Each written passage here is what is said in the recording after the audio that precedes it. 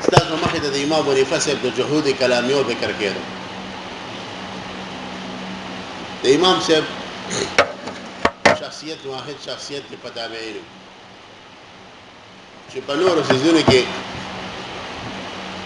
د کتابونو علاوه په علم کلام 15 کتابونه امام صاحب لیکلي دا 15 وړاندې ذکر د تاسو دا کو او په دې باندې امام صاحب جهود مکمل شي او مخکې وځي. اول کتاب چې د امام ابو حنیفه صاحب دی هغه الفقه الاکبر دی. دا الفقه الاکبر دا غزوی حماد بن ابي حنیفه صاحب روایت کړی دی د امام ابو حنیفه صاحب. دې د ویل شي الفقه الاکبر او په دې کې د عقیدې مسائل امام صاحب بیان کړی او ادي فقه اکبر باندې رمولیانو شرح لیکلی لکه دې په بهترین شرح کې یو مشهور شرح د مولا علی قاری چې تاسو په مس کې په شرح فقه اکبر باندې مشهور ده او سینو میسد منح الروز الازهر في شرح الفقه الاكبر سنه مې دې منح الروز الازهر في شرح الفقه الاكبر دا د مولا علی قاری صاحب شرح ده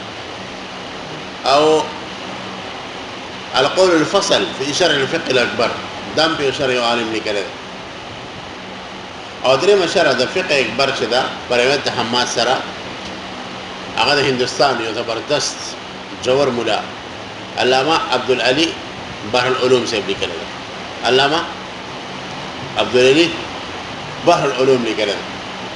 دا په شرح فقه اکبر سره مشهور ده. دا په فارسی کې ده. نورادی مولوی زبیر شاګرد تماویل چې د ترجمه وکړه ترجمه کړو حضرت علی پیژنه او بیا ما د پته نشته څه کړل ترجمه اما یې راکړای چې چا په کوم دلستا باندې هو ابي ارانه اگر یې ما ډېر غټ کار کړی ظن عليه وكتمه مع نفسه ولم ينبغي ان يكتب معه. وبهرحال په فارسی کې دا شرح د فقه اکبر زبردست شرح ډېر سخت اشکالات د محل شوی. دویم کتاب د امام ابو حنیفه صاحب الفقه الابسط دی تواسر سره مې تواسر او د دې روایت چا کړی ابو مطیع البلخی ان ابي حنیفه چا کړی ابو المطیع او کله کله دې فقه ابسط تم بعض علماء الفقه الاکبر ویه پېښ وبګم وانظر الفقه الابسط باندې مشهور دی. د فقه الابسط مشهور شرح علامه سمرقندی صاحب کړی دا چا ابو الليث سمرقندی چاپ شوی دی دا شرح. وګوره د ابو الليث سمرقندی شرح د فقه اکبر نه ده بلکې د چا ده فقه ابسط ده. دا په زمانه کې د هندستان نه په غلطۍ کې د امام ماتوریدی سے په چاپ شوی خو غلط چاپ شوی حیدرآباد دا کنه صحیح خبره ده د علامه سمرقندی سے شرح ده. دریم شرح دریم کتاب د امام صاحب العالم والمتعلم څه دم باقی دی کتاب دی او د امام صاحب دی کتاب باندې شرح امام ابن فورک منتقص لیکل دی. الامام المتکلم ابن فورک په واسطه دو سره د ابو الحسن اشعری شاګرد وه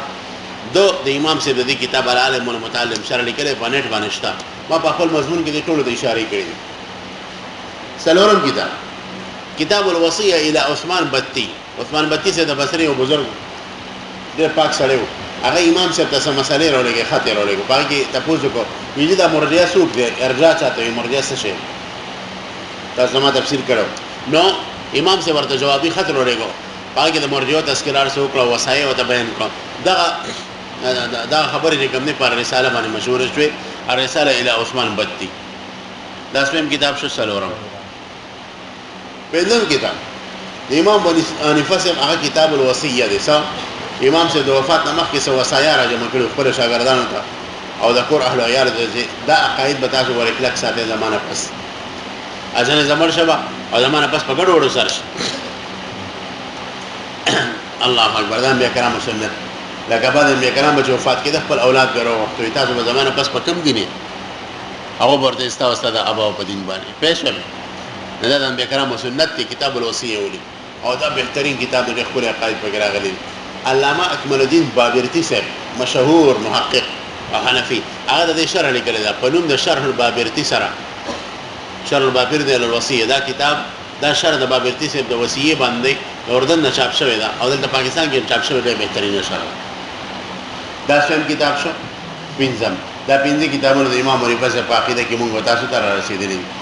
او د علاوه چې دا کوم جهود دی دا ما په مقاله کې ذکر کړی دي اب تاسو د مخ ته ان شاء الله راشي کلام مطالعه کوي